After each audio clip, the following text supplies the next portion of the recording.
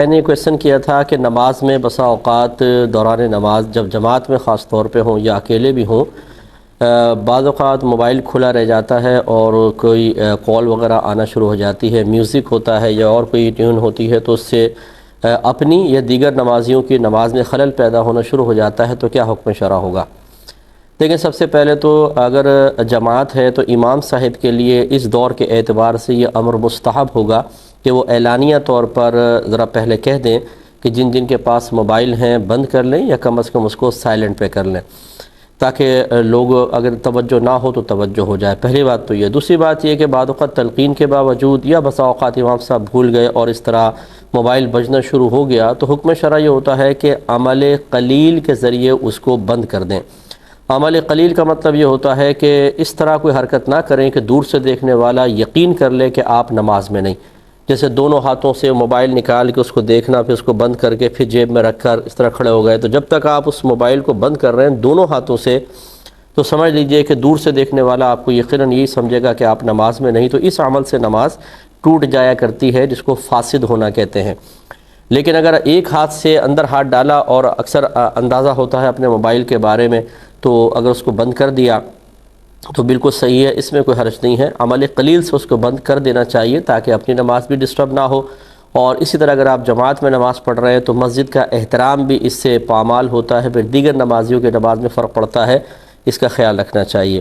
ایک بھائی نے کویشچن کیا تھا کہ نماز کا فدیہ کیا کوئی شخص اپنی ہی نمازوں کا فدیہ خود ادا کر سکتا ہے یا نہیں؟ دیکھیں، مسئلہ یہ ہے کہ جب تک انسان خود نماز کی باقاعدہ ادائیگی پر قدرت رکھتا ہو، فدیہ ناقابل قبول ہے۔ ہاں، اگر وہ بالکل شیخ فانی ہو چکا ہے، مثلا بہت زیادہ بوڑھے ہو گئے ہیں اور اب نماز کی ادائیگی کی ہمت نہیں ہے، یا کوئی ایسا مرض لاحق ہو گیا ہے کہ جس کی وجہ سے انسان نمازیں ادا نہیں کر پا رہا ہے، مثلا وقتی نماز بھی بڑی مشکل سے پڑھتا ہے، چاہے جائے کہ قضا نمازیں، اور ڈاکٹرز وغیرہ یہی کہتے ہیں کہ اب اس مرض کے کم ہونے کے آگے چل کر کوئی امید نہیں ہے، ورنہ اگر ابھی بالفرض ہمت نہیں ہے، آگے 2 سال بعد 5 سال بعد ڈاکٹر کہتے ہیں ہمت ہو جائے گی، تو پھر بھی فدیہ کافی نہیں ہوگا، پھر تو ادا ہی کرنی ہوگی۔ لیکن اگر ڈاکٹر یہ کہہ دیتے ہیں کہ اب لگتا نہیں ہے کہ آپ کو مرض سے افاقہ ہوگا، تو بہت زیادہ بوڑھے ہونے کی صورت میں یہ اس طرح مرض لاحق ہو جائے، یہ یا تیسری صورت یہ ہے کہ کسی کی بہت زیادہ مصروفیات ایسی بڑھ جائیں کہ اس کو یقین ہو کہ اب اس کے بعد میری مصروفیات کبھی کم نہیں ہو سکتی ہیں۔ مثال کے طور پہ کوئی ایسا ادارہ وہ جوائن کر لیتا ہے جہاں شدید محنت کرنی ہوگی، تو اس میں بھی یہ ہو سکتا ہے کہ فدیہ ادا کرے، لیکن بہت زیادہ بوڑھا ہو یا بہت زیادہ بیمار ہو اور افاقے کی امید نہ ہو، یا بہت ہی زیادہ کام میں خود پھنسا ہوا ہو۔ یہ نہیں کہ آپ مثال کے طور پہ کوئی اپنا کاروبار وسیع کر کے اس میں پھنسا ہے، وہ ایک اپنا اس نے کیا ہے، اس سے وہ کمی بھی کر سکتا ہے، لیکن ایک جیسے آپ کسی ادارے کو جوائن کر لیتے ہیں اور وہاں پہ ڈیوٹی سخت ہے اور اس کے علاوہ کوئی اچھی جاب نہیں ہے اور اس کو چھوڑ بھی نہیں سکتے ہیں، وہاں انسان بہت سخت پھنسا اور امید نہیں ہے کہ آگے چل کے وقت ملے، تو ایسی صورت میں فدیہ ادا کرنے میں حرج نہیں۔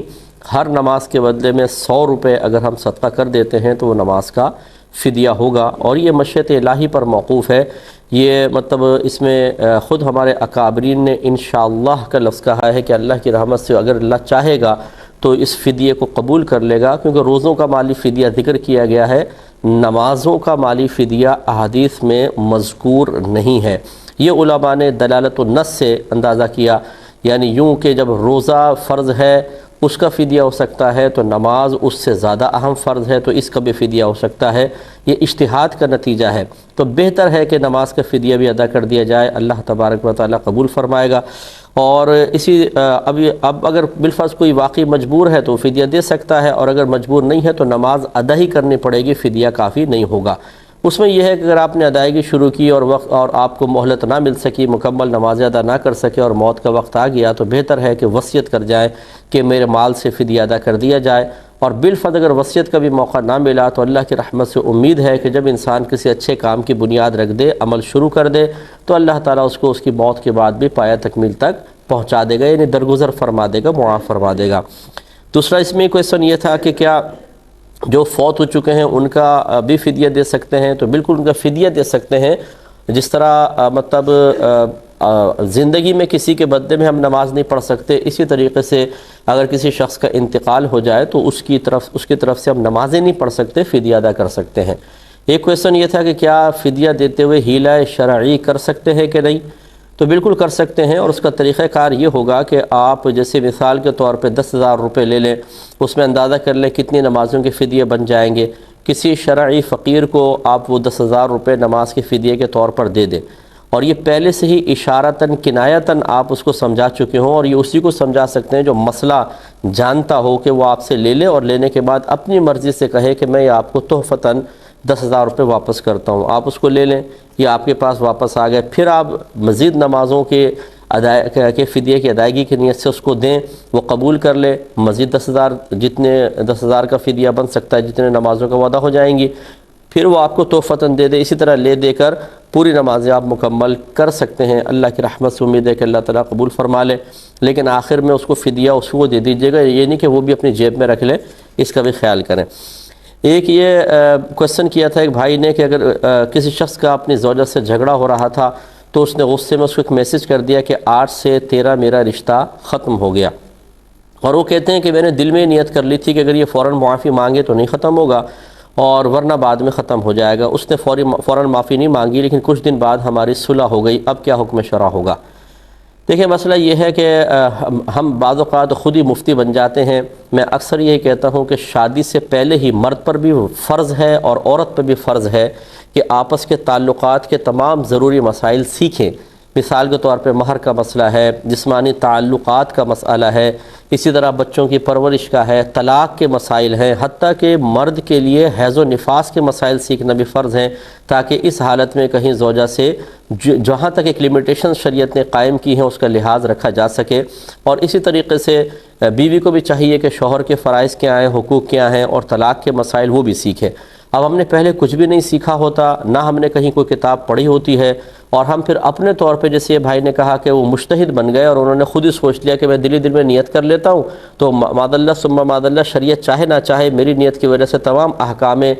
قرآنی اور تمام حدیث کے احکام بدل جائیں گے اور میری مرضی کے موافق سارے کام ہو جائیں گے۔ ایسا تو نہیں ہو سکتا نا کہ ہر ایک اپنے اپنی نیتیں اور اپنے اپنے طرز عمل کو اختیار کرے اور چاہے کہ اب شریعت کو لازم ہے کہ میری اس نیت کو قبول کرے، میرے اس عمل کو قبول کرے، اور جو رعایتیں میرے ذہن میں تھیں وہ مجھے عطا کر دیں۔ اس طرح تو جنگل کا قانون بن جائے گا، ہر شخص اپنے اپنی مرضی کے مطابق کرے گا۔ لہٰذا بہرحال خلاصہ کلام یہ ہے کہ آپ کی نیت کا کوئی اعتبار نہیں ہوگا۔ آپ نے جب خود اس قصد و ارادے سے، اب چلے اگر قصد و ارادہ مان بھی لیا جاتا، فرض کر لیں، تو آپ نے یہی سوچا تھا کہ اگر فوراً معافی مانگ لے گی تو ٹھیک، ورنہ رشتہ ختم، تو یہ لفظ کنایت ہے، اور جب آدمی نیت کے ساتھ اس طرح الفاظ ادا کرتا ہے تو رشتہ ختم ہو گیا، یعنی آپ کی زوجہ آپ کے نکاح سے نکل گئیں اور طلاق بائن پڑی، یعنی فوراً نکاح ٹوٹ گیا۔ اب انہوں نے کہا کہ ہم نے بعد میں صلح کر لی، اور میرا غالب گمان یہی ہے کہ انہوں نے نکاح وغیرہ نہیں کیا ہوگا، آپس میں فون پہ بات کی، بڑے پڑ گئے بھی چھوڑو معاف کر دو، ساتھ رہنے لگے۔ اب نکاح کے بغیر اگر ساتھ رہیں گے تو ساتھ رہنا گناہ کبیرہ، بالکل ایسے جیسے اجنبی عورت کو ساتھ رکھنا شروع کر دیا،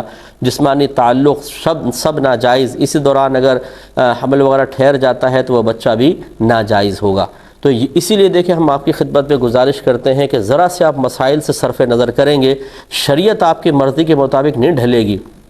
قرآن و حدیث نے قوانین بنا دیے ہیں، ان کو سیکھنا ہمیں لازم ہے۔ جیسے ملک کے قانون، آپ اگر چاہیں میں سگنل توڑ دوں اور کوئی بھی کام کرتا رہوں اور ملک کے قوانین مجھے رعایت دیتے رہیں، ایسے کیسے ہوگا؟ اگر ہر شخص اپنی رعایت کے مطابق ملکی قانون کو بدلتا رہے گا تو یہ پوری روڈیں جنگل کا قانون بن جائے گا، روڈیں اور تباہی مچ جائے گی۔ اسی طریقے سے شریعت کے قوانین ہوتے ہیں، لہٰذا آپ کو چاہیے تھا، اگر وہ بھائی مجھے سن رہے ہو فرض کر لیں کہ آپ کو چاہیے تھا کہ دوبارہ نکاح کریں باقاعدہ نئے مہر کے ساتھ، لیکن نہیں کیا تو جتنے عرصے ساتھ رہے گناہ کبیرہ ہوتا رہا، اور 2 گناہ آپ کے نامہ اعمال میں لکھے گئے۔ ایک علم نہ سیکھنے کا گناہ، جتنا آپ نے گناہ کیے ان کا علم نہیں سیکھا تھا تو وہ ڈبل گناہ لکھا جاتا رہا، اور دوسرا یہ گناہ کا گناہ۔ فوراً اللہ تعالیٰ کی بارگاہ میں توبہ کریں، اور میرا مشورہ ہوگا کہ فوراً سے پیشتر حقوق زوجین مکمل طور پہ سیکھیں، اور جتنے بھی مسائل ہیں جو فرض ہیں آپ پر سیکھنا، ان کے لیے اپنا وقت نکالیں۔ اگر آپ کہتے ہیں یہ وقت نہیں ہے تو پھر آخرت میں بہت وقت ہوگا، اللہ نہ کرے اگر اللہ ناراض ہوا تو عذاب سہنے کا وقت بہت زیادہ ہوگا، پھر کیا فائدہ ہوگا؟ آدمی سوچے گا کہ یہ اتنا طویل عذاب، کاش میں تھوڑا سا وقت نکال لیتے، ان عذابات سے بچ جاتا۔ میں بار بار یہ الفاظ دہرا رہا ہوں کہ آپ کی میری مرضی کے مطابق شریعت تبدیل نہیں ہوگی۔ اللہ تبارک و تعالیٰ اس طرح اس کا کوئی قانون نہیں ہے کہ جو آدمی جیسی نیت کر لے جیسے چاہے وہ آزادانہ زندگی گزارے اللہ تعالیٰ اس کو چھوٹ ہی دیتا رہے، ایسا نہیں ہوگا۔ اگر ایسا ہو تو پھر دوسرے کے لیے بھی تو یہ حق حاصل ہونا چاہیے، چور کو بھی حق حاصل ہونا چاہیے، وہ کہے کہ میں چوریاں کر لوں اللہ تعالیٰ مجھے معاف فرمائے، لوگ بھی معاف کر دیں۔ ڈاکے مارنے والا بھی یہی کہے، آپ کا پیسہ لوٹ لینے والا، آپ کا قرضہ دبا دینے والا یہی نیتیں کر لے کہ اللہ تعالیٰ مجھے رعایت دے، شریعت رعایت دے۔ بتائیے اس کے احساسات، اس کے جذبات، اس کی فیلنگز، اس کے ارادے، اس کی نیتوں کا آپ اعتبار کریں گے کہ نہیں کریں گے؟ اس پہ تو نہیں کریں گے، اور اس کو فوراً آپ یاد دلائیں گے بھائی شریعت کیا کہتی ہے یہ دیکھو، تمہاری مرضی کوئی چلے گی تو پھر آپ کی مرضی کیسے چلے گی؟ اس لیے اچھی طریقے سے سوچے سمجھیں، اور ان بھائیوں کو چاہیے کہ اور جو بھی مجھے اس طرح سن رہے ہیں تو انہیں توبہ کرنی چاہیے اور فوراً سے پیشتر علم سیکھنے کی طرف آنا چاہیے۔ یہ کہتے ہیں کہ میاں بیوی آپس میں پاس بیٹھے ہوئے تھے، شوہر نے پوچھا تمہارا کوئی مطلب شادی سے پہلے کوئی کسی کے ساتھ کوئی تعلق تو نہیں تھا، اور بیوی کا پہلے ہی کوئی تعلق تھا، حدیں کراس نہیں کی تھیں، یعنی جسمانی تعلق شاید نہیں ہوگا لیکن اور بہت ساری چیزیں تھیں، تو اب اگر وہ سچ کہتی تو وہ کہتی ہیں کہ یہ سچ میرے لیے خودکشی سا بن جاتا، تو قسم کھا کر انہوں نے جھوٹ بول دیا اور اس طرح کہا کہ کبھی بھی کوئی حد میں نے کراس نہیں کی ہے، تاکہ مطلب بات بھی بن جائے اور میرا گھر بھی خراب نہ ہو۔ کیا حکم شرع ہوگا؟ اور دوسرا انہوں نے کویسچن اس کے ساتھ ہی کیا کہ اگر اس طرح کوئی خطا ہو گئی تو اور قسم کھانی پڑے تو ہم قسم کھا سکتے ہیں یا نہیں، یا سچ بولنا پڑے گا، کیا حکم شرع ہوگا؟ دیکھیں پہلی بات تو یہ کہ کسی کی سابقہ زندگی کے بارے میں دریافت کرنا اس طرح کہ واقعی اس سے کوئی گناہ ہو یا نہیں، یہ ویسے ہی ناجائز اور حرام ہے۔ اچھی طرح یاد رکھیں، چاہے شوہر ہو چاہے بیوی ہو، کسی کے بھی ماضی کے بارے میں آپ کو اثر نہیں کر سکتے، قرید نہیں سکتے ہیں، جستجو نہیں کر سکتے ہیں۔ اللہ تعالیٰ نے وَلَا تَجَسَّسُوا سورہ حجرات میں واضح طور پہ فرمایا کہ ایک دوسرے کے عیب تلاش نہ کرو۔ شوہر ہونے کا مطلب یہ نہیں ہے کہ وہ اپنی بیوی کے سابقہ زندگی کے تمام گناہوں کے بارے میں پوچھنے کا حق رکھتا ہے اور اس طرح بیوی اگر یہ سمجھے کہ مجھے یہ حق حاصل ہے کہ میں شوہر کی سابقہ زندگی کو کھنگال سکتی ہوں، ٹٹول سکتی ہوں، اور شوہر پہ واجب ہے کہ مجھے سب سچ بتائے، یہ اس کی سوچ اور اس کی نیت ہی گناہ ہے۔ اس لیے کہ گناہ کا اظہار بھی گناہ ہے، اور کسی کو اپنے گناہ کو بلا ضرورت ظاہر کرنے کے اوپر مجبور کرنا یہ الگ گناہ ہے۔ تو لہٰذا بالکل شوہر نے ناجائز کام کیا اور پھر قسم پر مجبور کرنا یہ تو اور زیادہ غلط تھا،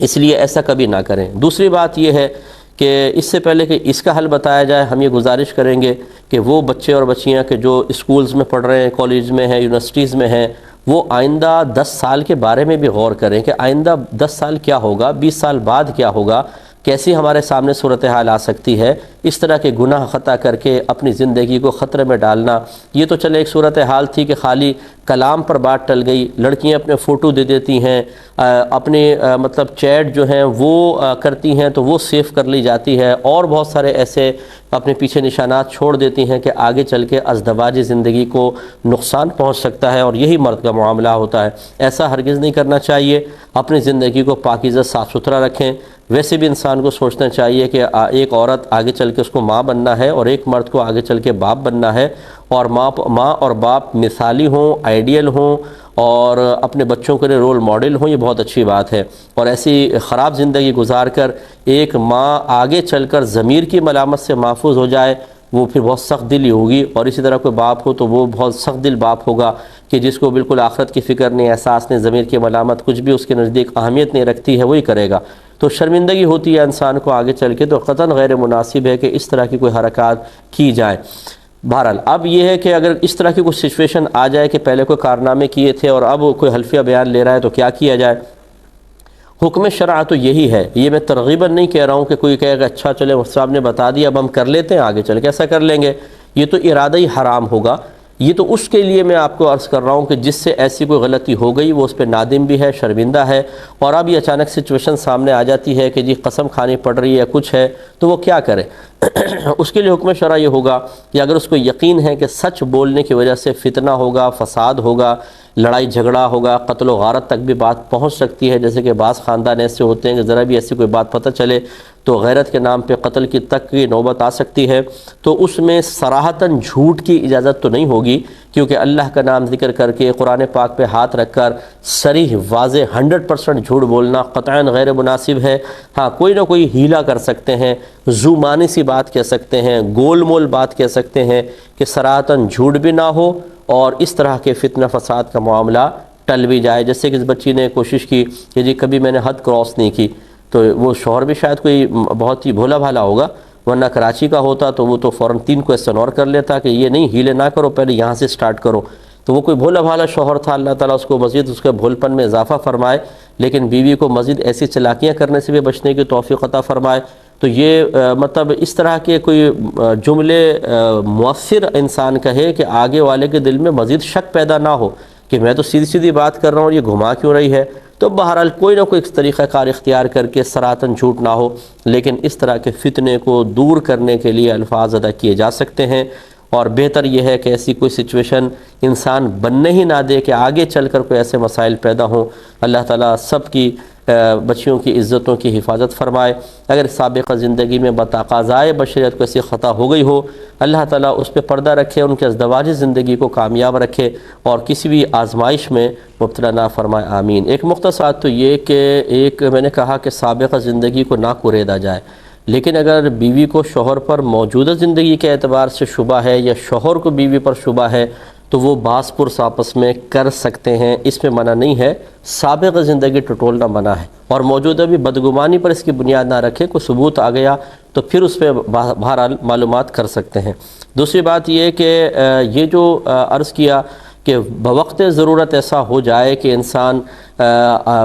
قسم بھی کھا سکتا ہے اور مطلب زومانی بات کر کے اپنی جان چھڑا سکتا ہے، لیکن یہ اسی صورت میں جب اس قسم کی کوئی بہت ہی خطرناک صورتحال ہو جائے اور عادت نہ ہو۔ یہ نہیں ہے کہ میں نے پہلی عرض کیا کہ میں کوئی ترغیب نہیں دے رہا ہوں کہ اب ہر چیز کے اندر آدمی یہ سوچے کہ چلو جی فتنے کا باعث بن رہا ہے یوں کر لیں۔ فتنہ کیا ہوتا ہے، آزمائش کیا ہوتی ہے، یہ بھی نہیں جانی۔ اب اسکول جاتے ہیں جیسے بچے، ٹیچر نے پوچھا کل کیوں نہیں آئے تھے، وہ اس کو بہت بڑی آزمائش اور فتنہ سمجھ کے جھوٹ بول دیتے ہیں۔ اب وہاں اگر قسم کھا لی تو یہ کوئی اتنی بڑی آزمائش نہیں تھی، اور اس کو چنانچہ اس کو عادت نہ بنایا جائے، اس کا ہمیشہ خیال رکھیں۔ یہ بہن نے فرمایا کہ اگر شرٹ الٹی پہن کر نماز پڑھ لی تو کیا حکم ہوگا؟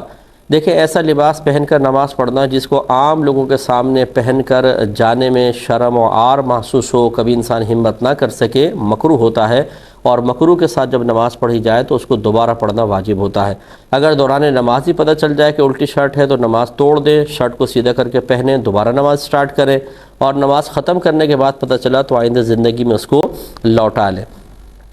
یہ کہتے ہیں کہ کسی نے 2 رکعتوں پہ سلام پھیرا، تھیں 4، 2 پہ سلام پھیر دیا، بعد میں خیال آیا بقیہ 2 پڑھ کے آخر میں سجدہ سہو کر دیا، کیا نماز ہو گئی یا نہیں؟ تو بالکل نماز ہو گئی، اور جو 2 پر سلام پھیرا اس سے وہ بظاہر نماز سے باہر تو ہوا ہے، لیکن حقیقتاً چونکہ بھی نماز مکمل نہیں تھی تو شریعت نے اس کو اجازت دی ہے کہ باقی 2 مکمل کر کے وہ آخر میں سجدہ سہو کر لے۔ نبی کریم صلی اللہ علیہ وسلم سے بھی بخاری شریف کی روایت کے مطابق ایک دفعہ اسی طرح ثابت ہے کہ آپ نے 2 پر سلام پھیر دیا تھا جب توجہ دلائی گئی، کیونکہ آپ کے استغراق کسی اور جانب تھا، تو پھر آپ نے بقیہ 2 مکمل کر کے آخر میں سلام پھیرا ہے، تو اس میں کوئی حرج نہیں ہے۔ اسی طرح کہتے ہیں کہ کسی خاتون نے نماز ختم 2 پہ سلام پھیر لیا، غلطی سے تھی 4، اور ذکر بھی شروع کر دیا، اور کسی نے کوئی بات پوچھی تو انہوں نے سر ہلا کے اس کا جواب بھی دے دیا، بعد میں خیال آیا تو فوراً سلام پھیر کے 2 سجدہ سہو کر لیے، کیا حکم شرع ہوگا؟ تو ان خاتون کی نماز ہو گئی، کیونکہ نماز مکمل کر لینے کے بعد اگر ابھی سجدہ سہو باقی ہوں اور نماز کے منافی کوئی کام نہ کیا ہو تو سجدہ سہو کی بنا اس پر ہو سکتی ہے۔ نماز کے منافی کام کا مطلب آپ اٹھ کے چل پڑے، کوئی چیز کھا پی لی، زبان سے کوئی دنیاوی کلام کر لیا ہو، اور یہاں پر ایسے کوئی چیز نہیں ہوئی تو بہرحال ان کی نماز ہو گئی۔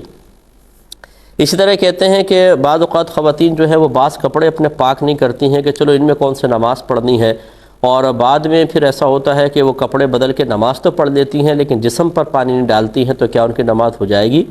دیکھیں، اگر سابقہ کپڑے جن کو پاک کرنے کا ارادہ نہیں تھا گیلے ہو گئے اور اس کا گیلا پن بدن تک پہنچا، اور پھر انہوں نے بدن خشک ہو گیا، بعد میں اسے اتار کر دوسرے پاک کپڑے پہن کے نماز پڑھی اور بدن کو نہیں دھویا اور تھوڑی زیادہ جگہ خراب ہو گئی تھی تو بہرحال نماز نہیں ہوگی۔ جیسے مثال کے طور پہ بچے نے گود میں رکھا ہوا بچے کو پیشاب کر دیا اور وہ پاؤں تک پہنچ گیا، لیکن توجہ نہ کی، کپڑے بدل کے آگے بعد میں نماز پڑھ لی، تو چونکہ پاؤں وہاں تک ناپاک تھا اس کو دھونا واجب تھا۔ اس لیے بہتر یہ ہے کہ خواتین ایسے کپڑے اگر فوری طور پہ نہیں اتارتی ہیں اور ان کو فوراً پاک کرنے کا ارادہ بھی نہ ہو تو نماز پڑھنے سے پہلے یاد کر کے جہاں جہاں گمان ہو کہ گیلا پن پاؤں تک جسم تک پہنچا ہوگا اس کو دھو لیں، اس کے بعد نماز ادا کریں۔ یہ کہتی ہیں اگر کوئی شخص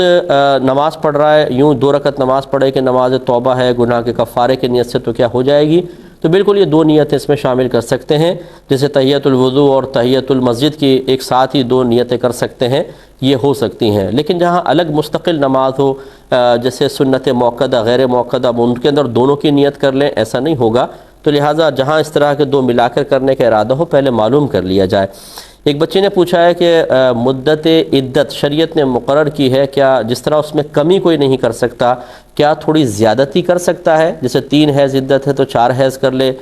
بیوہ کی عدت 4 ماہ 10 دن ہے تو 5 ماہ کر لے۔ دیکھیں شریعت نے جہاں کوئی حد مقرر کر دی ہو، وہاں پر نہ کمی جائز ہوتی ہے نہ زیادتی کرنا جائز ہے۔ شرعی قوانین جہاں فکس کر دیے گئے ہیں ان کو اسی طریقے سے اختیار کرنا ہوگا، لہٰذا عدت میں نہ کمی ہو سکتی ہے نہ زیادتی ہو سکتی ہے، دونوں منع ہے۔ عربوں کے ہاں پورے 30 سپارے ہی ہیں، یعنی جتنی ضخامت میں ہمارے پاس قرآن ہے ویسے ہی ہے، اور اسی ترتیب کا ہوتا ہے، 14 سپارے وغیرہ کا کہیں کوئی تصور نہیں ہے۔ یہ کہتی ہیں کسی نے اگر کسی کو قرضہ دیا اور اپنے قرضے کی وصولی کی ضمانت کے طور پہ اس کا گھر اپنے پاس رکھ لیا، جس کو گروی رکھنا کہتے ہیں، رہن رکھنا کہتے ہیں، تو یہ کہتی ہیں بعض بڑے کہتے ہیں اس گھر میں نماز بھی نہ پڑھو، کیا یہ صحیح ہے؟ جی ہاں، یہ احتیاط پر مبنی ہے کہ جب ہم کسی کو قرضہ دیتے ہیں تو اس قرض پر کسی بھی قسم کا نفع لینا حرام ہوتا ہے، اس کو سود کہا گیا ہے شریعت میں۔ اب یہ مکان چونکہ آپ نے قرض کے بدلے میں لے کر رکھا ہے تاکہ قرضہ نہ ملے تو مکان بیچ کے اپنا قرضہ وصول کر سکیں، تو لہٰذا اگر اس مکان سے کسی بھی قسم کا آپ نے نفع اٹھایا تو سمجھ لیں آپ اپنے قرضے کے اوپر نفع اٹھا رہے ہیں، اور قرض پہ نفع اٹھانا سود ہے۔ تو نماز پڑھنا اگرچہ وہ جو ہم سود مالی اعتبار سے کہتے ہیں ویسا تو نہیں ہے، لیکن معنوی اعتبار سے یہ سود بنے گا، اس لیے اس مکان سے اس میں نماز پڑھنے کا فائدہ اٹھانا بھی جائز نہیں ہوگا، احتیاط کرنی چاہیے۔ جس نے کہا بالکل صحیح کہا۔ یہ کہتی ہیں بعض اوقات ہم نماز پڑھ رہے ہوتے ہیں، کوئی سوال کر لیتا ہے، ہم سر ہلا کے کہہ دیتے ہیں، یا ہاتھ کے اشارے سے تھوڑا بہت یوں کر دیا، یا بلند آواز سے قرات کر دی جس سے کسی نے اشارہ سمجھ لیا، کیا یہ صحیح ہے؟ دیکھیں یہ وہاں پر ہوتا ہے کہ جب آپ کو یہ گمان ہو کہ ہم جواب نہیں دیں گے تو فتنہ فساد ہوگا۔ جیسے ظالم شوہر پوچھ رہا ہے، بیوی سوچتے کہ میں جواب نہیں دوں گی تو اتنا بے وقوف نکمہ نکھٹو ہے کہ نماز کے بعد مجھ پہ ٹوٹ پڑے گا، یہ بھی خیال نہیں کرے گا کہ میں نماز پڑھ رہی تھی۔ ایسی نافرمان اولاد ہے، بدتمیز قسم کی، ماں باپ یہ سوچتے ہیں کہ جواب فوری طور پہ نہیں دیں گے تو ہمارے نماز پڑھنے کے بعد پھر بدتمیزی کا سلسلہ شروع ہو جائے گا۔ اس طرح کوئی صورتحال ہو تو پھر جواب دینا چاہیے، ورنہ بالکل سر کے اشارے سے بھی جواب نہ دیں۔ لیکن بہرحال جہاں جواب دینا چاہیے یا دینا مناسب نہیں تھا، سر کا اشارہ کیا، ہاتھ کا ہلکا سا اشارہ کر لیا، نماز اس سے نہیں ٹوٹے گی، لیکن بلا ضرورت ایسا کرنا مکروہ، اور ضرورت کے ساتھ ہو تو بلا کراہت جائز ہوگا۔ نامحرم کے جواب کے بارے میں سلام کا کہا تھا کہ سلام کا جواب نامحرم کو دیں یا نہ دیں۔ دیکھیں صورتحال یہ ہے کہ شرعی مسئلہ تو یہ ہوتا ہے کہ جوان عورت مرد کو سلام کرے یا مرد جوان عورت کو سلام کرے، وہ بھی جوان ہے، تو ایک دوسرے کے سلام کا جواب نہ دیں کہ آواز پہنچے گی، اور بلا ضرورت آواز پہنچانا منع ہوتا ہے۔ ہماری جیسے مجبوری ہوتی ہے کہ بچیوں کو کویسچن کرنی ہے، کوئی بہن ہماری کویسچن کر رہی ہے، اس کو سلام کا جواب دینا پڑ جاتا ہے۔ وجہ اس کی یہ ہوتی ہے کہ سامنے سننے والے ہر شخص صاحب علم نہیں ہوتا ہے، اور اگر ہم سلام کا جواب نہ دیں تو سننے والے جو صاحب علم نہیں ہوں گے کہیں گے دیکھیں سلام کیا، سلام کا جواب دینا تو واجب تھا، عالم صاحب نے جواب نہیں دیا، تو پھر وہ بدگمانی میں مبتلا ہوں گے، قلبی غیبت میں، بدگمانی کے اندر، اور زبانی غیبت بھی کریں گے اور اپنی آخرت کی بربادی کا سامان کریں گے، لہٰذا مجبوراً ہم جواب دے دیتے ہیں۔ لیکن حتی الامکان کوشش یہ ہونی چاہیے کہ جوان عورت کے سلام کا اتنی آواز سے جواب نہ دیں کہ اس کے کان تک پہنچے، اصل حکم شرع تو یہ ہے۔ لیکن اب موجودہ معاشرے کے بدلتے ہوئے عرف کی وجہ سے بسا اوقات مجبوراً ایسا کرنا پڑتا ہے۔ جیسے رشتہ دار آ کے سلام کرتے ہیں، اگر جواب نہ دیا جائے تو ناراضگیاں پیدا ہو جائیں گی، لڑائی جھگڑے ہو جائیں گے، فتنہ فساد ہو جائے گا، اس کو بنیاد بنایا جائے گا ہم نے سلام کیا، سلام کا جواب تک نہیں دیا۔ اس قسم کی اگر صورتحال ہو تو بقدر ضرورت جواب وغیرہ دیا جا سکتا ہے۔ یوں اگر آپ کے ٹیچر ضعیف العمر ہے، زیادہ عمر کے ہیں، تو اپنے ٹیچر کو سلام کا جواب دے سکتے ہیں، لیکن صرف جواب ہی دیں، اس کے ساتھ ہنسنا، مسکرانا، پھر اٹکھیلیاں کرنا، یہ بھی اور خواتین کی بڑی عادت ہوتی ہے، اس سے ذرا اجتناب کرنے کی کوشش کی جائے، اور یوں ہی چھینک کے جواب کا بھی مسئلہ ہوگا۔